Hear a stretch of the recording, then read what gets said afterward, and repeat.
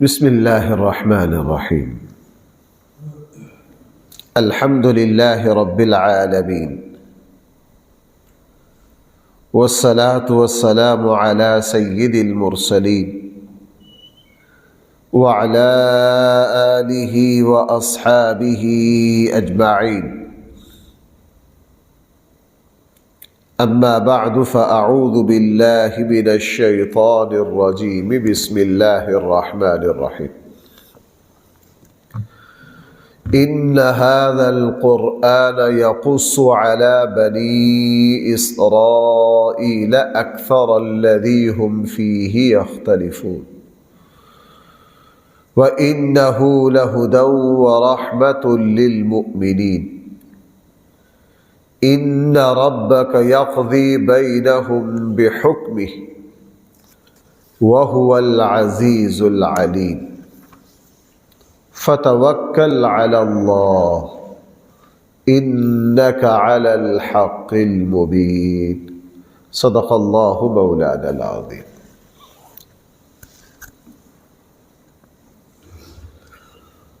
ان هذا القرآن، یقیناً یہ قرآن کریم، یقص علی بنی اسرائیل، بیان کرتا ہے بنی اسرائیل کے سامنے، اکثر الذی ہم فیہ یختلفون، وہ اکثر باتیں جس میں وہ اختلاف کر رہے ہیں. بنی اسرائیل آپس میں جو وہ اختلاف کر رہے ہیں، قرآن کریم نے ارشاد فرمایا کہ اللہ کی اس کتاب نے ان کے بہت سارے اختلافات کی حقیقت ان کے سامنے کھول کر رکھ دی. اس میں سب سے پہلی بات تو مجھے اور آپ کو یہ سمجھنی ہے کہ قرآن کریم کا پہلے زمانے کے بنی اسرائیل کے واقعات کی حقیقت کو کھول دینا، یہ دلیل ہے اس بات کی کہ یہ اللہ کا کلام ہے اور رسول اللہ صلی اللہ علیہ وسلم اللہ کے نبی ہیں. جو واقعات حضور سے بہت پہلے ہو چکے، قرآن کریم نے ان کو کیسے بیان کر دیا؟ اگر یہ کسی بندے کا کلام ہوتا تو یہ ہرگز بیان نہ کر پاتا. قرآن کریم نے بنی اسرائیل کے سامنے جب ان کے قوموں کی تفصیلات رکھی تو وہ قومیں خود حیرت زدہ ہو گئی کہ جناب اتنی تفصیل ہمارے بارے میں، یہ واقعتاً آسمان والا ہی بیان کر سکتا ہے، زمین والوں کے بس کا کام یہ نہیں ہے. اور خصوصاً جن جن چیزوں میں وہ اختلاف کر رہے تھے، مثلا یہودیوں نے اونٹ کے گوشت کو حرام قرار دے دیا. بھائی یہودیوں نے کیا کیا؟ اونٹ کے گوشت کو قرآن کریم نے چوتھے پارے میں فرمایا کل الطعام کان حلا لبنی اسرائیل الا ما حرم اسرائیل علی نفسہ. یہ اونٹ کا گوشت حرام نہیں تھا، یہ تو یعقوب علیہ السلام کو کوئی تکلیف تھی، انہوں نے اپنے اوپر اونٹ کے گوشت کو کیا کیا تھا؟ حرام. دیکھو، ایک ہے آپ کوئی چیز نہ کھائیں، اس طرح کرنے سے وہ چیز حرام تو نہیں ہو جاتی باقیوں کے لیے. مثلا آپ نے قسم کھا لی کہ میں آئندہ سے دودھ نہیں پیوں گا، ٹھیک ہے، آپ دودھ نہیں پیئیں گے، لیکن یہ قسم کھانے سے کیا دودھ باقی سارے مسلمانوں پر حرام ہو جائے گا؟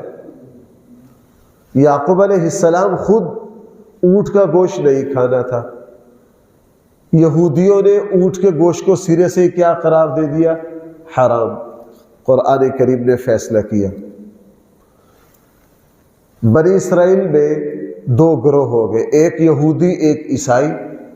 حضرت عیسیٰ علیہ السلام کے بارے میں دونوں گروہ دونوں انتہاؤں پر چلے گئے. یہودی بدبختی میں اس حد تک چلے گئے کہ انہوں نے حضرت عیسیٰ علیہ السلام کو توبہ نعوذ باللہ ولد الزنا کہہ دیا، اللہ کے عظیم الشان پیغمبر کو۔ اور اس حد تک چلے گئے کہ حضرت مریم علیہ السلام کا بیت المقدس میں ایک صاحب سے ناجائز تعلقات تھے، جس کی بنیاد پر حضرت عیسیٰ علیہ السلام پیدا ہوئے۔ یہ بدتمیزی اور بے ادبی بھائی کنہوں نے کی؟ یہودیوں نے۔ یہ حضرت عیسیٰ کی نفرت میں بہت کمینی ترین سطح تک چلے گئے۔ اس کے مقابلے میں عیسائی اٹھے۔ عیسائیوں نے حضرت عیسیٰ علیہ السلام کو ویسے اللہ کا بیٹا بنا دیا۔ بھائی کیا بنا دیا؟ اللہ کا بیٹا۔ مسیح کو ابن اللہ کہہ دیا۔ اب بنی اسرائیل ہیں دونوں، عیسائی بھی کیا ہے؟ بنی اسرائیل، اور یہودی بھی کیا ہے؟ بنی اسرائیل۔ دونوں اختلاف کر رہے ہیں۔ قرآن کریم نے اللہ تعالیٰ نے درمیان میں آ کے فیصلہ کر دیا، فرمایا دونوں غلط ہو۔ تمہارا حضرت عیسیٰ کے نسب پر زبان کھولنا بالکل غلط ہے۔ ہم نے حضرت عیسیٰ علیہ السلام کو اپنی قدرت خاصہ سے پیدا کیا۔ میں کس سے پیدا کیا ہے؟ اپنی قدرت خاصہ سے پیدا کیا۔ عیسائیوں کو کہا تم بھی غلط ہو، تم نے عیسیٰ علیہ السلام کو کیا بنا دیا؟ اللہ کا بیٹا۔ حالانکہ حضرت عیسیٰ خود کیا کہہ رہے ہیں؟ قال انی عبد اللہ، میں تو اللہ کا بندہ ہوں، میں تو اللہ کا۔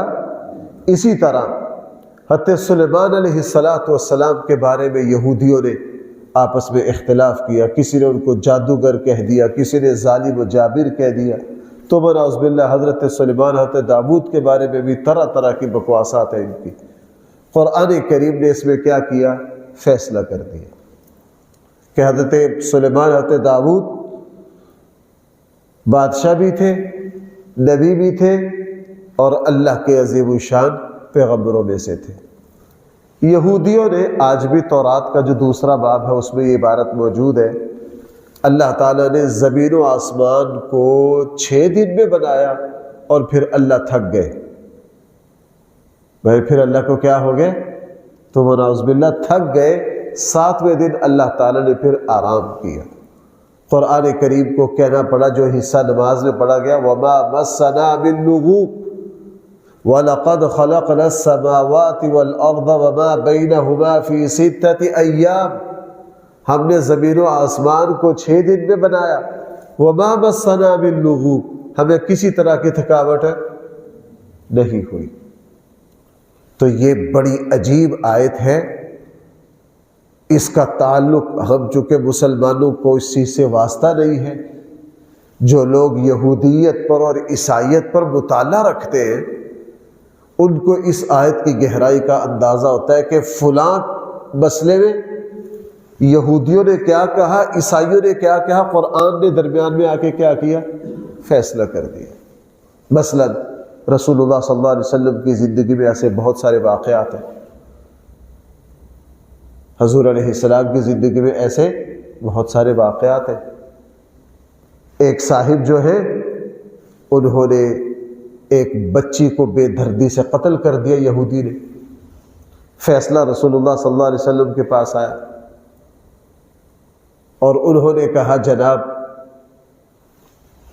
یہودیوں نے اللہ کے نبی کے سامنے یہ بات رکھی کہ دیت لے لی جائے، تاوان لے لیا جائے۔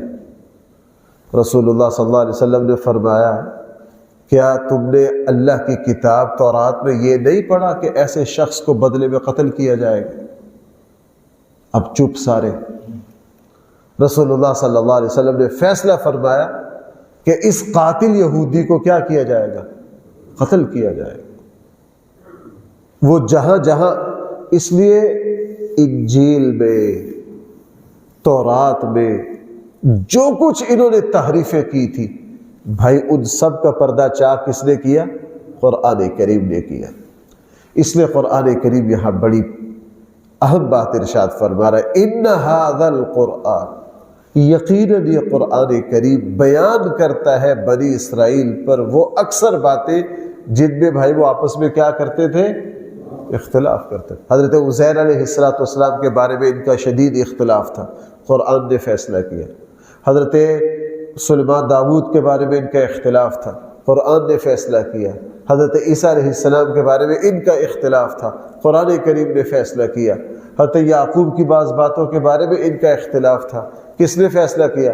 قرآن کریم نے فیصلہ کیا۔ پھر فرمایا وَإِنَّهُ لَهُدًى، یہ قرآن کریم جو ہے یہ تو رہنمائی ہے، وَرَحْمَةٌ، اور یہ رحمت ہے ایمان والوں کے لیے۔ بھائی اس میں ایک بڑی اہم بات ہے میرے اور آپ کے، ذرا اس آیت کے الفاظ پر غور کیجئے۔ قرآن کریم بھائی کیا ہے، اور اس کے بعد یہ کیا ہے، دونوں چیزوں کیا ہے؟ اس آیت کا مطلب یہ ہے کہ قرآن کریم شروع میں تمہارے لیے ہدایت ہے، جب تم قرآن کریم سے رہنمائی لوگے اس کے نتیجہ کے طور پر تمہارے لیے رحمت بن جائے گا۔ ابتدا میں قرآن کریم تمہارے لیے کیا ہے، ہدایت، اور انتہا میں تمہارے لیے کیا ہے، کیا مطلب؟ بس میں مثال دیتا ہوں۔ آپ کوئی کام کرنا چاہ رہے ہیں، میں نے رہائش بنانی ہے، طرح طرح کے منصوبے، آج کل ہمارے یہاں تعمیر پر بہت پیسہ خرچ کیا جاتا ہے، بچوں کا مطالبہ ہے، اپنی خواہش ہے جی یوں کرنا ہے، یوں کرنا ہے، یوں کرنا ہے، یوں کرنا۔ خیال آیا کہ یار یہ تو اسراف ہے، یہ تو فضولیات ہے، یہ تو کیا ہے، اسراف ہے، یہ تو فضولیت، فضول چیز ہے، مناسب ہے۔ قرآن نے اسراف سے کیا کیا، منع۔ آپ اس سے رک گئے، یہ تھی ہدایت۔ بھائی یہ کیا تھی، آپ نے سارے پیسے ضائع نہیں کیے، مناسب کام کر کے فضول خرچی سے اپنے آپ کو بچا لیے، اپنی بچت کر لی۔ آگے جا کے آپ کو اولاد کی شادی، بیٹے کی شادی کرنی پڑ گئی اچانک، بیٹی کی شادی کرنی پڑ گئی اچانک۔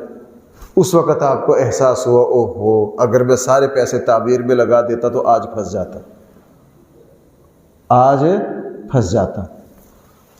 اب قرآن کریم کی ہدایت پر آپ نے عمل کیا، اور یہ ہدایت آپ کے لیے کیا بن گئی؟ مجھے ایک مرتبہ ایک دوست میرے سنانے لگے، کہنے لگے کہ میں نے اس طرح کے ایک کام میں جی چاہا پیسے خرچ کرنے، اور میں بہت بھاری خرچ صرف ایک خواہش کو پورا کرنے کے لیے کر رہا تھا۔ کہنے لگا وہ تقریباً کوئی 1.5 پونے 2 کروڑ کا خرچ تھا۔ مجھے پھر خیال آیا کہ یار یہ تو اسراف ہے، یہ تو کیا ہے، اسراف ہے، نہ کرو۔ 8 10 دن 15 دن مہینہ کشمکش اندر جاری رہی، نفس کھینچ رہا ادھر۔ کہنے لگا، میں نے کہا یار اللہ نے اسراف سے کیا کیا ہے، منع کیا، میں خام خواہ ایک فضول کام میں پیسے خرچ کر رہا ہوں۔ کہنے لگا میں نے اپنے آپ کو روکا، روکتے ہی میں نے اپنے 2 بچیوں کی کسی جگہ نسبت کر رکھی تھی، ان کی کوئی ایسی مجبوری آ گئی، وہ آ کے میرے دروازے پر بیٹھ گئے کہ یار بچیوں کا نکاح کرو، بچیوں کا کیا کرو۔ کہنے لگا، میں پھر کہا واہ میرے اللہ، آپ 1 مہینہ مجھے یہ پیسہ ضائع کرنے سے بچا رہے تھے، اگر میں یہ پیسہ فلاں اس میں لگا چکا ہوتا تو اب میں بچیوں کے معاملات کو اچھے طریقے سے کر نہ سکتا۔ کہنے لگا مجھے پھر لگا کہ میں بار بار ادھر جا رہا تھا، اور میرا اللہ مجھے پکڑ پکڑ کے اس سے واپس لا رہے تھے کہ میرے بندے مجھے پتا ہے آگے تیرے اوپر ایک ذمہ داری آنے والی ہے، تیرے اوپر کیا آنے والی ہے، ایک ذمہ داری آنے والی ہے۔ آپ اس آیت کو پھیلا لو۔ شروع میں قرآن کریم میرے اور آپ کے لیے کیا ہے، ہدایت۔ ہم نے جب اس ہدایت پر کیا کر لیا، عمل کر لیا، اس ہدایت پر عمل کر لیا، تو انشاءاللہ قرآن کریم میرے اور آپ کے لیے کیا بن جائے گا، رحمت۔ میں نے ایک صاحب سے سنا، اس نے کہا جب میری شادی کی باری آئے، میرے والد بڑے دیندار تھے، میں نے اپنے ابا کو مجبور کیا یوں کرنا یوں کرنا یوں کرنا. کہنے لگا میرے ابا سخت بھی تھے, میرے والد نے کوئی فضول کام نہیں کرنے دیے, اور میرے جو شادی کے منصوبے تھے اس میں بہت بھاری رقم خرچ ہونی تھی, والد صاحب نے نہیں کرنے دیا. سیدھی سادی میری شادی کی. میں وقتی طور بگڑا بھی, ناراض بھی ہوا. میری شادی کے بعد مجھے کہا بیٹا میں نے تیری شادی سادگی سے کر کے اتنی رقم بچا لی ہے, یہ لو میں اب تجھے یہ اتنی رقم میں فلاں کاروبار تجھے کر کے دے رہا ہوں. کہنے لگا جی آج 20 سال ہو گئے, جو میرے والد نے 20 سال پہلے کاروبار کر کے دیا تھا آج میں اسی کا پھل کھا رہا ہوں. آج میں کیا کر رہا ہوں, اسی کا, وہی میری معیشت ہے. آج وہ کاروبار پھل پھول کر بہت اوپر چلا گیا ہے. اب شروع میں قرآن کی ہدایت پر عمل کیا, اور بعد میں وہ ہدایت آگے میرے اور آپ کے لیے کیا بنے گی, رحمت بنے گی. اس لیے یہ دو باتیں ویسے نہیں جمع کر دی گئی ہیں یہاں. فرمایا وَإِنَّهُ لَهُدًى, یہ قرآن کریم کیا ہے, ہدایت ہے. وَرَحْمَةٌ, جب تم ہدایت پر عمل کرو گے, وَرَحْمَةٌ, پھر قرآن کریم تمہارے لیے کیا بن جائے گی, رحمت بن جائے گی. للمؤمنین ان ربک یقضی بینہم بحکمہ, بے شک آپ کے جو رب ہے وہ فیصلہ کر دیں گے بینہم, ان یہودی اور عیسائیوں کے درمیان, بحکمہ, اپنے حکم سے. وہو العزیز الحکیم, اور وہ بہت ہی زبردست اور علم والے ہیں. قیامت والے دن اللہ تعالیٰ, یہ 7ویں پارے میں بھی حضرت عیسیٰ کو بلائیں گے. بھئی حضرت عیسیٰ کو بلائیں گے, ان سے کہیں گے آپ نے کہا تھا کہ میں اور میری ماں جو ہے وہ الہ ہے, وَأُمِّيَ إِلَٰهَيْنِ مِن دُونِ اللَّهِ. حضرت عیسیٰ کیا کریں گے, قَالَ سُبْحَانَ. اس لیے بھائیو میری ایک بات ذرا سمجھو, ہمارے یہاں جو جھگڑے کفر اور اسلام کے ہیں نا, حق اور باطل کے, چھوٹے چھوٹے مسلکی جھگڑے مراد نہیں ہے. قیامت والے دن اللہ تعالیٰ ان تمام جھگڑوں کا تصفیہ کریں گے.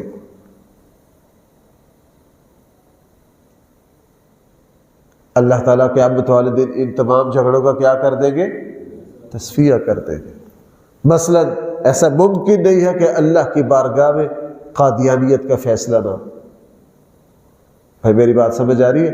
ایسا نہیں کہ قادیانیوں کو اللہ اٹھا کے یوں ہی جہنم میں پھینک دیں گے, نہیں. وہاں میدان محشر میں اللہ تعالیٰ, جس طرح قرآن میں 2 ٹوک ختم نبوت کا فیصلہ ہے, میدان محشر میں بھی حضور کی ختم نبوت کا اعلان ہوگا. یہ فیصلہ ہوگا چونکہ قرآن جگہ جگہ کہہ رہا ہے تم جن جن معاملات میں جھگڑا کر رہے ہو, کل قیامت والے دن ہم ان کا کیا کریں گے, فیصلہ کریں گے. وہاں فیصلہ, جہاں جائیدادوں کا فیصلہ ہونا ہے, جہاں حقوق العباد کا فیصلہ ہونا ہے, جہاں ظالم اور مظلوم کا فیصلہ ہونا ہے, تو بھائی وہاں یہ بڑے بڑے فیصلے بھی ہونے ہیں. اللہ تعالیٰ ان تمام حقیقتوں کو وہاں کھول دیں گے. کوئی ایسی بات, کوئی ایسا بڑا معاملہ باقی نہیں رہے گا اللہ تعالیٰ جس پر کوئی فیصلہ نہ فرمائے. اس لیے فرمایا وَهُوَ الْعَزِيزُ الْعَلِيمُ. اور آگے رسول اللہ صلی اللہ علیہ وسلم سے فرمایا فَتَوَكَّلْ عَلَى اللَّهِ, آپ کس پر بھروسہ کیجئے, اللہ پر. یہ آیت بھائی بہت پیاری ہے, اس کو پڑھتے رہنا چاہیے.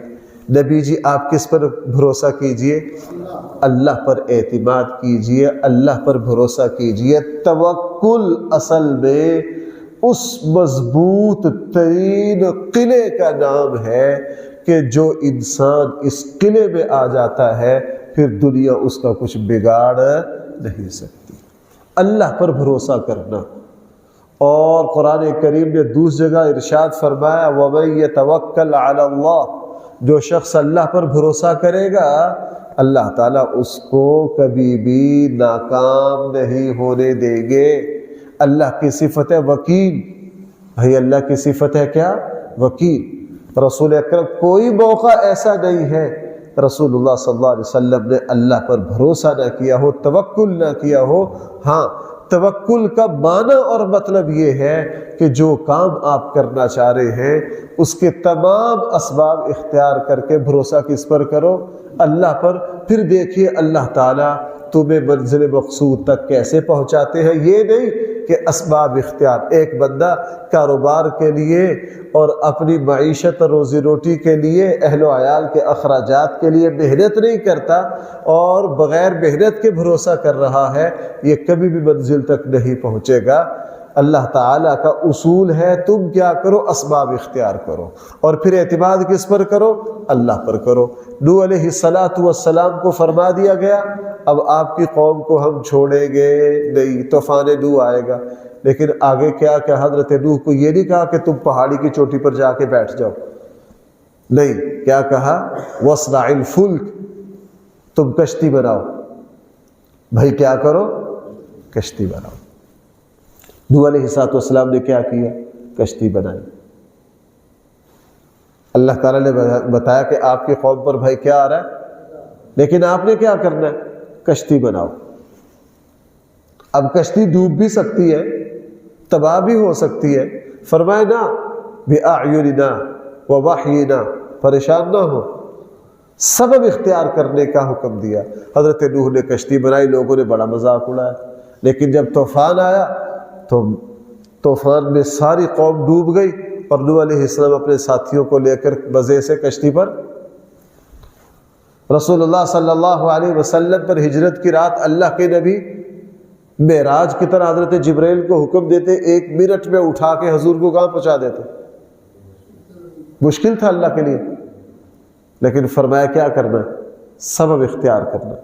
رسول اللہ صلی اللہ علیہ وسلم غار ثور میں آ کے پناہ لی کہ نہیں، اور رستے میں پوری تدبیر کرتے ہوئے نکلے کہ نہیں؟ بھروسہ کس پر تھا؟ اللہ پر تھا. فتوکل علی اللہ، یہ صفت زندگی میں مشکلات کے مقابلہ کرنے کے لیے، یہ جو اللہ پر توکل ہے یہ ضروری ہے. اگر ہمارا اللہ پر بھروسہ نہیں ہوگا تو زندگی کی مشکلات مجھے اور آپ کو توڑ دے گی، مایوس کر دے گی، مجھے اور آپ کو ناکامیوں سے دوچار کر دے گی. مسلمان کا اللہ پر جتنا بھروسہ ہوگا وہ انشاءاللہ زندگی کی مشکلات اتنی ہی آسانی سے ان کا کیا کرے گا؟ مقابلہ کرے گا. اس لیے رسول اللہ صلی اللہ علیہ وسلم سے فرمایا آپ کس پر بھروسہ کیجئے؟ اللہ پر. اور کوئی موقع ایسا نہیں ہے نبی کریم صلی اللہ علیہ وسلم نے اللہ پر بھروسہ نہ کیا ہو. صحیح مسلم کی وہ حدیث ہے رسول اللہ صلی اللہ علیہ وسلم نے فرمایا تم رزق کے معاملے میں اللہ پر اس طرح بھروسہ کرو جس طرح پرندے کرتے. بھائی جس طرح کون کرتا ہے؟ پرندے کس طرح کرتے ہیں؟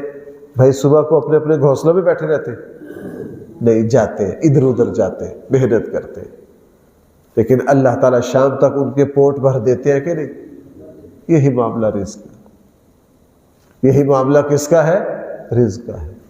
بندہ جب بھروسہ کرے، میں نے ایک تاجر کی ایک بات سنی، اس نے کہا جناب کاروبار میں بھروسہ کس پر کرنا چاہیے؟ اللہ پر. بڑی پیاری بات وہ کر رہے تھے، تاجروں میں بات ہو رہی تھی اسی طرح. کہنے لگے ایک تو بندے کو مارا نہیں پھرنا چاہیے، بس سبب اختیار کرو. کہنے لگے ایک دن بارش آئی، طوفان، تو میں نے کہا کہ یار آج مجھے اپنی دکان پہ جانا چاہیے کہ نہیں. فوراً خیال آیا یار اللہ نے مجھے حکم دیا ہے تم کیا کرو؟ سبب اختیار کرو، بارے نہ پھرو. میرا کام ہے دکان پہ جا کے بیٹھنا، اگر کوئی نہ آئے تو پریشان نہ ہونا، بھروسہ کس پر کرنا؟ جا کے بیٹھ جانا. کیا لگا طوفانی بارش تھی، میں جب اپنی مارکیٹ میں گیا تو میری ہی دکان کھلی تھی، باقی کسی کا، ان کا بڑا کام ہے. کیا لگا اللہ کی شان دیکھیے کہ اس طوفانی بارش میں میرے اس دن اتنے اعلیٰ گاہک آئے کہ شاید کبھی زندگی میں اتنے بڑے گاہک میرے پاس نہ آئے. کہ پھر مجھے توکل کا معنی سمجھ میں آیا کہ تم کیا کرو؟ اللہ کی ذات پر بھروسہ کرو، اللہ کی ذات پر بھروسہ کرو. اور بھائی ہمیں دعا بھی مانگنی چاہیے. فتوکل علی اللہ، تم کس پر بھروسہ کرو؟ انک علی الحق المبین، بے شک نبی جی آپ بالکل واضح حق پر ہیں، آپ اللہ پر بھروسہ کیجئے. اللہ جل جلالہ کبھی بھی کسی ناکامی کو آپ کے قریب آنے نہیں دیں گے. یہاں الحمدللہ دسیوں مثالیں ایسی ہیں کہ ڈاکٹروں نے کہا جی آپ کو کینسر ہو گیا، آپ کو فلاں ہو گیا، فلاں ہو گیا، مایوس نہ ہو، سبب اختیار کریں، اچھی سے اچھی دوائی تک پہنچنے کی کوشش کریں، 100% پرہیز کریں۔ اللہ تعالیٰ بھائی شفا نہیں دیتا، اللہ دیتے، اللہ تعالیٰ دیتے، اس لیے سبب اختیار کریں۔ بھروسہ کس پر کریں؟